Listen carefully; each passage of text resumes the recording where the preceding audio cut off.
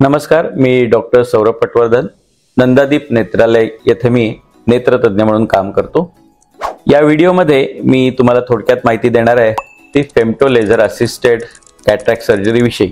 Femto laser assisted cataract surgery ही आपल्या conventional फेको पद्धतीपेक्षा किती वेगळी आहे याविषयी आपण बोलूया। Femto laser assisted cataract surgery मध्ये आम्ही एका लेझरचा वापर करतो आणि त्याला फेमटो लेझर असं म्हणतात। फेमटो यासाठी की फेमटो सेकंद ड्युरेशनचे पल्सेस या लेझरमध्ये वापरले जातात। या लेझरचा मुख्य जो फायदा आहे तो 3 गोष्टींमध्ये आम्हाला ऑपरेशनच्या दरम्यान होतो। सगळ्यात पहिला, या फेमटो लेझरमुळे आपल्या लेन्सवर एक आवरण असतं ज्याला आम्ही अँटीरियर कॅप्सूल म्हणतो। तर ह्याच्यावर अतिशय करेक्ट सर्क्युलर असं ओपनिंग या फेमटो लेझरद्वारे केलं जातं। त्याचप्रमाणे त्याचा जो साईज आहे तो आम्हाला आधीपासून ठरवता येतो।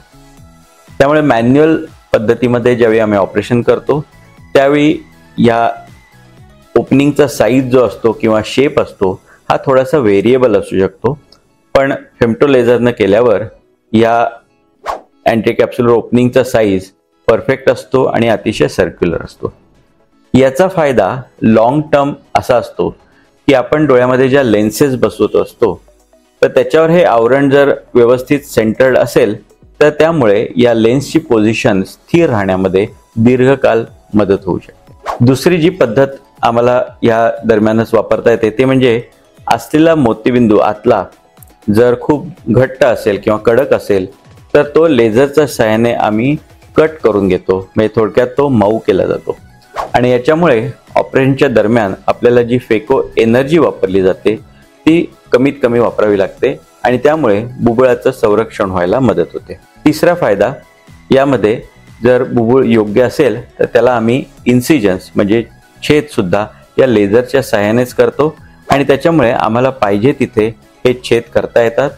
काही वेळा याचा वापर आम्ही जर तुमच्या बुबुळाची वक्रता जास्त असेल तर ती ठीक करण्यासाठी सुद्धा या इन्सिजनचा वापर करतो। या 3 महत्त्वाच्या गोष्टींमध्ये या लेझरचा वापर केला जातो। अर्थात फेमटो लेझर ही पूर्ण शस्त्रक्रिया करत नाही तर आपल्या फेको पद्धतीला त्याची मदत होते आणि त्यामुळे उरलेला मोतीबिंदूचा भाग म्हणजे जे कट झालेले मोतीबिंदूचे पीसेस काढून टाकणे आणि त्यानंतर त्याच्यामध्ये लेन्स बसवणं हे आम्ही मॅन्युअल पद्धतीनेच करतो। ज्यांना आपल्या मोतीबिंदूचं ऑपरेशन हे अद्ययावत पद्धतीने करायचं असेल त्यांनी जरूर femto laser assisted cataract surgery विषयी चौकशी करू शकता।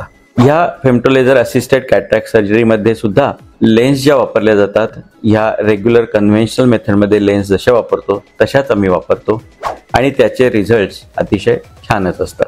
तर जरूर तुम्ही पुढच्या वेळी आमच्या रुग्णालयाला भेट द्याल त्यावेळी ह्या पद्धतीविषयी अधिक माहिती तुम्ही आमच्याकडून आणि आमच्या समुपदेशकांकडून घेऊ शकता। धन्यवाद।